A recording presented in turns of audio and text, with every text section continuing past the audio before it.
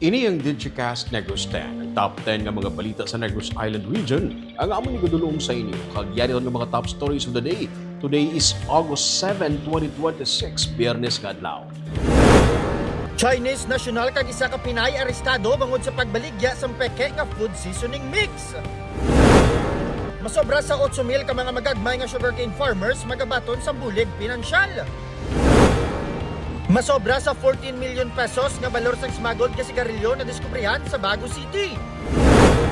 Shen katanod gindeputize ang BTTMD nga makapangdakop sang traffic violators.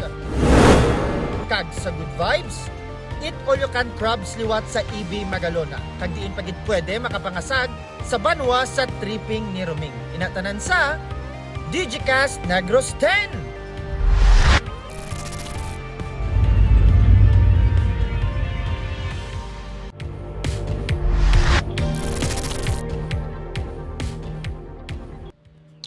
Sa number 10, isa kagatos ka mga tanod ang indeputize ang BTTMD para mangdakop sa mga traffic violators. May masobra na isa kagatos nga mga barangay tanod sa Bacolod City ang ginatagan sa otoridad sa Bacolod Transport and Traffic Management Department o BTTMD nga makapangdakop sa mga Colorum pati na mga traffic violators. Ginsiling ni Attorney Ruben Michael Sabi nga pamuno sa BTTMD nga matapos na-deputize ang kapit 40 ka mga tanod sa barangay Sumpag ug barangay Singkang Airport. May 67 naman ka mga tanod gikan sa 8 ka mga barangay ang yara na karon sa training. Utom sa mga na-deputize nga mga tanod ang paghahatagan man sa otoridad nga mag-issue sa mga citation tickets sa mga madakpan nila nga mga naglapas sa traffic protocols. Dugang panisabig nga may ordinansa ang syudad nga nagatugot sa mga traffic enforcers nga deputized tanods nga mag-confiscate sa mga driver's license kung kinahanglan. Giklaro man sa BTTMD nga ang isa katanod nga na-deputize ang sarang lamang makapangdakop sa sulod sang barangay kung sa diin siya nagaubra. Hugot sa gihapon na ginapatuman sang BTTMD ang anti-Colorum ordinance nga nagapangdakop sa mga motorsiklo kag e-bikes nga wala sang business permit. Adlaw-adlaw nga makatuan especially yung mga layo ng mga barangay. So with this deputation sa aton nga mga barangay tanod, hopefully maka-act na sila on that kay ti partners ang hilaman nga authority nga mag-implement sa aton anti-Colorum ng mga ordinances. So tani makabulig gid man ang mga na-deputize namon para naman sa mga pagdakop sa mga Colorum. Hindi, ang na-deputize naman, for example, taga barangay Singkang sila, sa Singkangan. Yes, gin-emphasize gina namon sila yang ang ilang nga jurisdiction is only within their barangay. Kasi kapanakop sa lain nga barangay.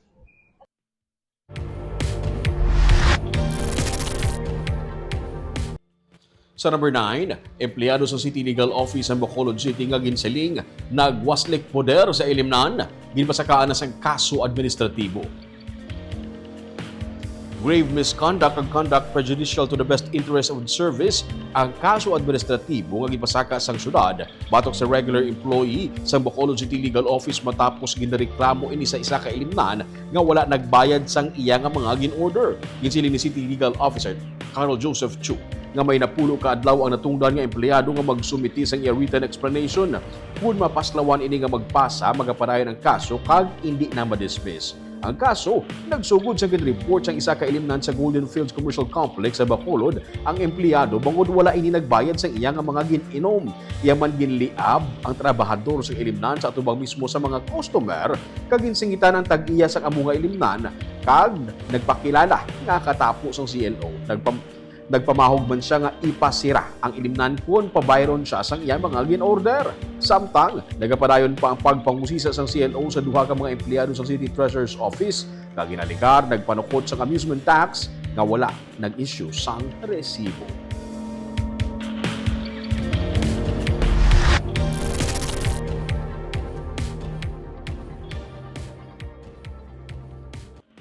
Sa number 8, ginpaidalom sa psychosocial intervention ang 45 anyos nga OFW nga tigayon nakapalagyo gikan sa iya employer sa Saudi nga nagamaltrato sa iya.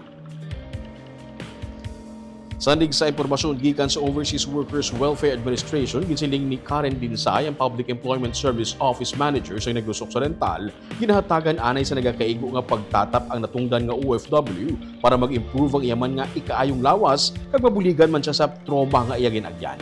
Yara na siya karon sa paghinakop sang in charge sang OWA suno kay Dinsay. Ginsiling man ni Isabela Mayor Miguel Angelo Yulo nga parayon man nga gina-process ng Department of Migrant Workers ang iya sining nga papeles para tigayon man sa makakuha sang exit visa. Ang ulihin nilang update gikan sa DMW ang mga maglawig sang 3-4 ka semana kag makompleto hikot ang papeles. Taga Isabela sa Negros Occidental ang napamana sang among OFW. Gina-process pasubong gihapon sang Department of Migrant Workers ang yana papeles para makapulit di siya dayon. Ma'am, so mo na lang gid na ang do final requirement niya kay wala pa siya dan exit visa, so this is the process para makuha yan na para makalupad na sa balik diri sa Pilipinas. Ang last ma'am na hatag na update sang Department of Migrant Workers sa amon hambal nila do mga either do mga 3 to 4 weeks guro ang pag-process pa. Okay. Pero hoping man kami ma'am na basi matagaan priority or basi bila mapa-double time bilang iya papeles consider.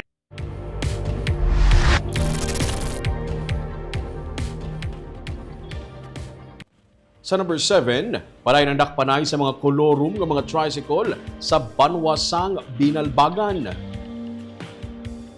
Masobra sa napulo na ka mga tricycle nga wala sang permit to operate ang ginpangdakop sa Banwasang Binalbagan sa Negros Occidental sang Huwebes. Suno sa Binalbagan Traffic Management Unit, Colorum ukon wala sang motorized tricycle operators permit ang mga nadakpan ng mga tricycle. Magluwas ini sila ang may pila o kung may pilaman sa ila nga paglapas sa lihis ng trapiko kaangay sang obstruction.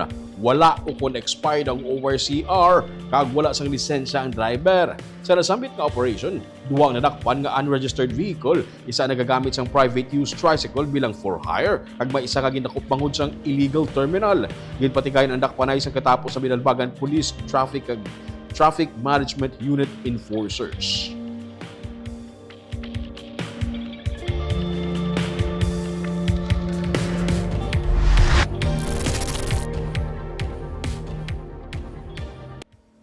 Sa number 6, masobra sa 14 million pesos nga balor sa mga smuggled nga mga sigarilyo na diskubrihan sa isa ka compound sa Bago City.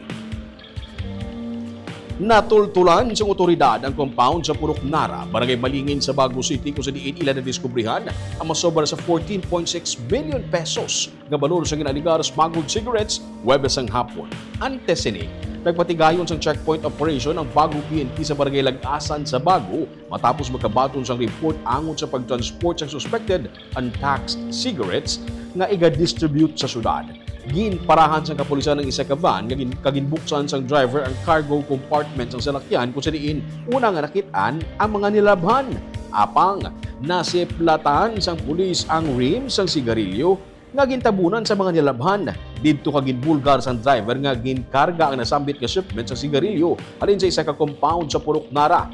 Ginkatuan sa kapulisan ng lugar agud i-verify ang impormasyon. Samtang sila ay naga-surveillance, may duha ka mga lalaki ang nakabutik sa ila kag nalagyo pinaagi sa paglumpat sa kudal sa likod nga bahin sa mga compound. Sa bulig sa mga opisyalis sa barangay, nasulod sa kapulisan ang compound para sa verification kag dito na diskubrihan ang kinarton nga mga illegal nga mga sigarilyo.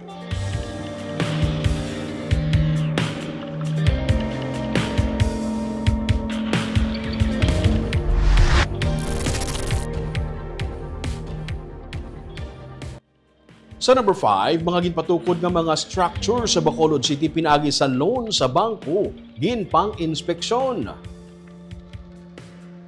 Ginlibot na kagin-inspect sang sanggunian pa lungsod sa Bacolod City ang tanan nga mga proyekto nga ginpatukod sa idalom sa administrasyon ni anay Mayor Evelio Lunardia kag anay Mayor Alfredo Abelardo Benitez. Ginsiling ni Councilor Al Espino nga lakip sa mga gin-inspect ang sang SP amo ang 8.7 hectare nga tree eco park sa Barangay Alangilan nga yara na sa karon sa 80% nga completion rate. Nagpadulong man ang SP sa Old City Hall, Legislative Building, Museum kag Mascara Coliseum kag ginapabot mahuman antes human ang Batang Pinoy 2026 sa Disyembre.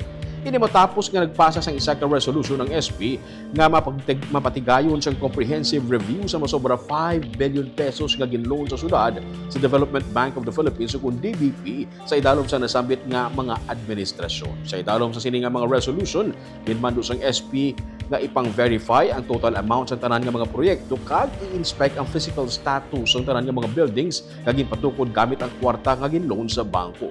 Dubang pa ni Espino, ang paglibot sa tanan nga mga proyekto ang kabahin sa pagpasiguro sang SP sa publiko nga nagabantay sila sa tanan nga mga lihok sang syudad. Matapos nga nalibot ang tanan nga mga proyekto, iga-present sang 3 ka mga komitiba nga kabahin sang inspection team ang resulta sa SP. Once and for all, amo na nga nag-upod kita sa pasar sang resolution to come up with a 3-committee special task force para gid ma-ascertain, mabalaan naton kung ano gid bala ang kamatuoran kag hindi lang haka-haka, hindi lang istorya, hindi fake news, hindi politika ang masabat.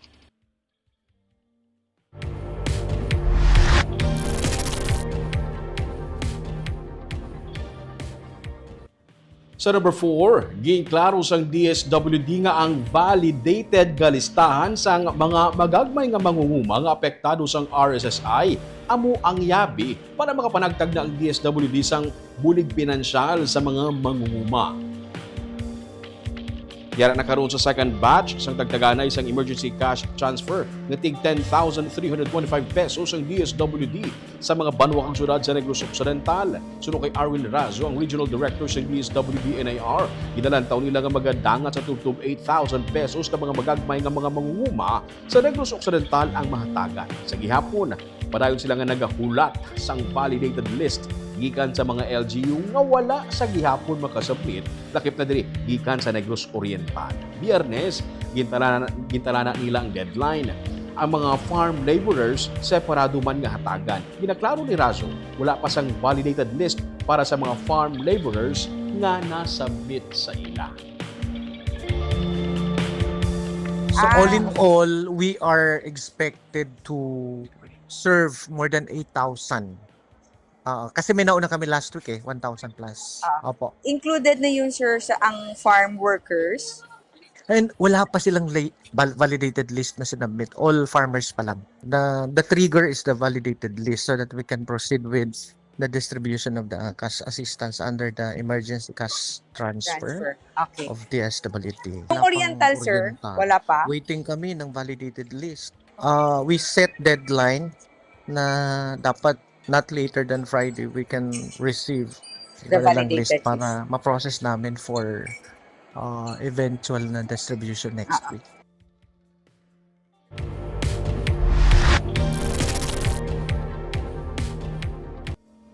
Sa number 3, mga farmer beneficiaries sang DAR ang ginhatagan sang ihibalo kung paano ang natural nga pamaagi sa pagdula sang RSSI sa ilang nga katubuhan. Gintipon sa Department of Agrarian Reform kung DAR ang pila ka mga magagmay nga mga sugarcane farmers kag farmer organizations gikan sa nagkanilain nga mga banwakang syudad para hatagan sa dugang ihibalo sa pagdula sang red stripe soft scale insect o kung RSSI sa ilang katubuhan. Ang entomologist kasi Dr. Ravindra Joshi ang naging main speaker sa mga training kag forum. Isa siya ka-scientist nga nagatutok sa entomology, ang branch sang zoology nga nagatuon sa mga insekto kag sang ila sini nga interaction sa environment, sa tao kag iban pa nga living things.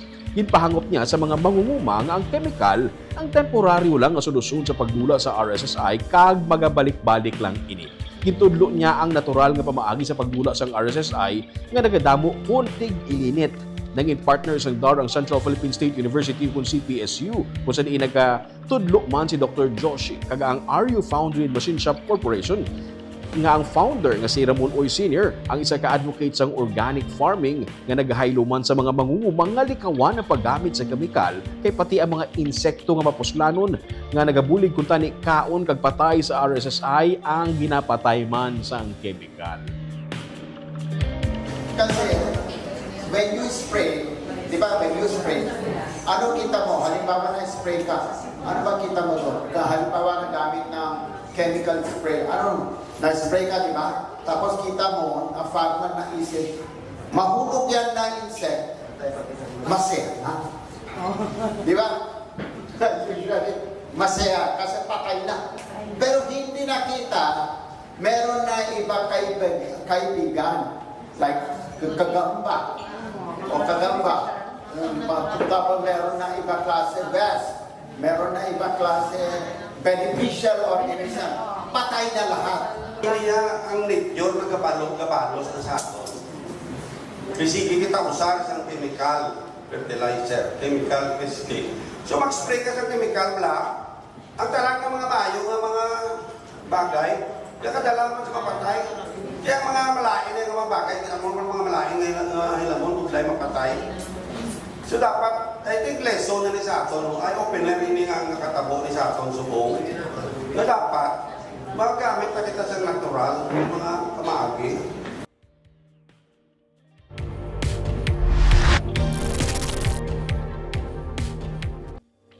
Sa number 2, asosasyon sa mga manugsagod sang baboy sa probinsya ay nagaayo sang 160 to 170 pesos per kilo nga presyo hanay o minimum price para sa baligyaanay sang live weight sang baboy. Suno kay Rick Lauron, ang presidente sang Alliance of Hog Raisers Association o kon Arano. Sila nagapropose ang pagpatuman sang amo nga presyo sa probinsya kay ilagid paagi sa talatapan sang Office of the Provincial Veterinarian. Dala sang epekto sang African swine fever, nagpanaog ang presyohan ay karon 110 to 120 ang kilo sang live weight sa karon. May mga lugar suno sa kay Lauron nga yara sa 125 to 130 pesos ang live weight. Patag ni Lauron, pierdi na ang mga mangunguma sa mga presyohan ay break even o kung patas lang kung ang baligyan ay yara sa 140 to 150 pesos ang kilo sang live weight. Samtang 260 to 270 per kilo ang proposed minimum retail price ang baboy kag 200 kada kilo nga minimum price para sa Caracas. Ginsiling ni Governor Eugenio C. Lacson nga ilang ginatun-an ang pagpatuman sang minimum price sa presyohan ay isang baboy sa live weight, Caracas kag retail. Suno kay Lauron, pabor sila sa among lihok.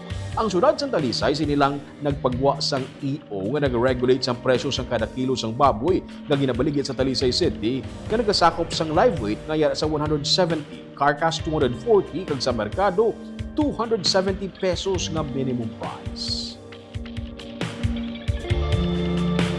Sa mga ginansya, kita siguro kung mag 160 na daw mo na ginaayo nato no sa probinsya kag sa aton nga mga LGU subong nga kung mabuligan nila regulate ang price ng aton nga live weight kag carcass bala sa market. Siling namon tani mas kusog-kusog kung may ara executive order ng province para nga ang aton iban nga mga LGU pwede na lang sila mag-collaborate rather than mahimo man sila executive order man no per LGU.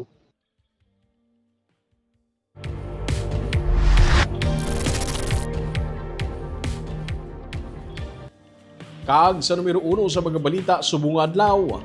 Isa ka Chinese national kag isa ka Pinay ang arestado matapos madakpan nga nagabaligya sang peke nga mga food seasoning mix. Ginakop sa katapos ng Criminal Investigation and Detection Group ang 64 anyos na Chinese national kag 32 anyos nga Pinay matapos sila makuhaan sa masobra 470,000 pesos nga balor sa peke nga magic sarap sa entrapment operation kag bypass operation sa economic highway sakop sa Barangay Mansilingan sa Bacolod City. Ginpatigay ng operation matapos makabaton ang CIDG sa reklamo gikan sa manufacturing company angon sa pagpalaptas ng peke nga mga seasoning sa Bacolod.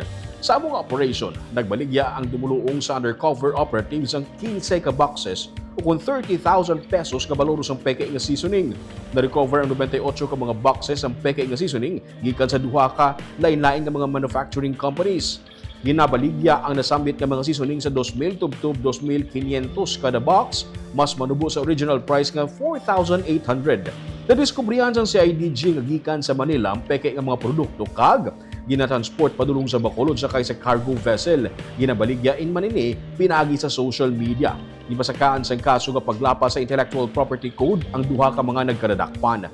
Nagapanda ang otoridad sa publiko sang potensyal nga health risk sa pagkonsumo sa peke nga food seasoning. Rason nga dapat mausisa anay ang mga produkto antes magbakal o kung sa legitimate nga mga stores lamang magbakal. Suno kay Police Major Christopher Dulagan, ang pamuno sa CIDG Bacolod, ang original nga produkto naka-engrave ang text sang expiration date. Sa ingredients list, Sa likod, makita sa original nga packaging nga naka-capital letters tanan kag bold ang tinaga nga egg kag allergen information. Manotisyahan man nga may pagkalangsa ang baho sa peke nga food seasoning mix. Sa isa pa, yun naman yun. So, yung original, ito yung kaliwa. Original. Try ni Mama. So, try natin i-crumple parehas. Ayan. Pag ibalik mo siya, kaya mo daw siyang ibalik ng maayos ulit. Yung original. Ang peke, parang matigas ang ginamit na material. Ayan, makita mo, medyo mahirap tanggalin yung lukot. Hindi na siya nagbubbles. Hindi na siya mag-ano. Yan lang ano nila eh. Kasi ito may hangin sa loob eh. Kaya mong malinis, tignan ulit. Pero yung teke, hindi na siya wala na. Hindi na magandang tignan. Tapos kung tignan mo siya, parang malaki yung lalagyan ng original. Hindi na masyado. Parang maliit sir eh. Ayan. So yung iba, dito naman. Ano yan, tinuro nila yan. Yung sa counterfeit, pero medyo pang expert na yan eh. Itong barcode na to, numbers, yan yung mga expiration date, nandyan details. Sa original kasi, although ibang brand, naka-engrave talaga yung numberings and letterings. Dito sa counterfeit na to, wala siya, parang ganito lang ang niya. So pag maramdaman mo, wala ka ma-feel na, opo.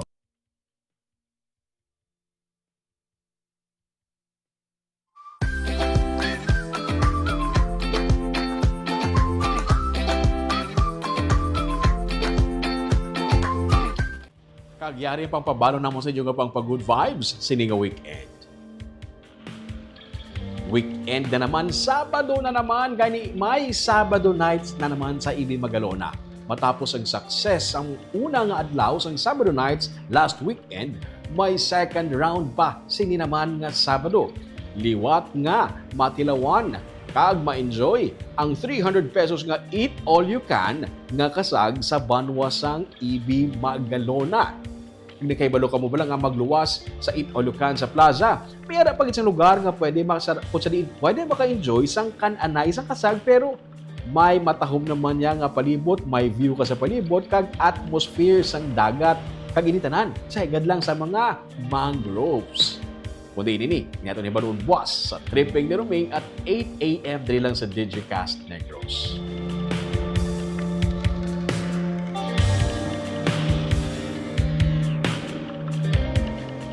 Kag shoutout anay sa ating live viewers. Subong gabi si Glazer Del Agustino, maayong hapon Digicast Negros, happy viewing sa family De La Rosa sa Maya Purok 2, Barangay Nagasi sa La Carlota City. Salamat man sa inyo, ma'am. Si Chona Evangelista Caredo, maayong hapon Digicast Negros watching from Singapore. Si Gloria Bantigay, good afternoon Digicast NIR kag sa Ruming Subaldo watching from Pulupandan. Happy weekend everyone. Si Marvy Cipriano Aquino, good afternoon Digicast Negros, good afternoon Choy Ruming, watching live from Silay City. Si Gerald Liagono Estardo, maayong hapon Digicast NIR. Shout out sa kay Mrs. Annalyn Canto Estardo sang Milagrosa Village, Barangay Gahit, Ibi Magalona watching from Riyadh, KSA, Kingdom of Saudi Arabia. Si Wendy Rose Antelian, good evening kuno sa tanan. Kag si John Randolph Rubin, happy weekend Digicast Negros. Kag happy weekend man sa inyo. Kamuya itong top 10 ng mga balita sa Negros Island Region subong adlaw tubtub sa Lunes. Ako si Romeo Subaldo. Have a safe weekend.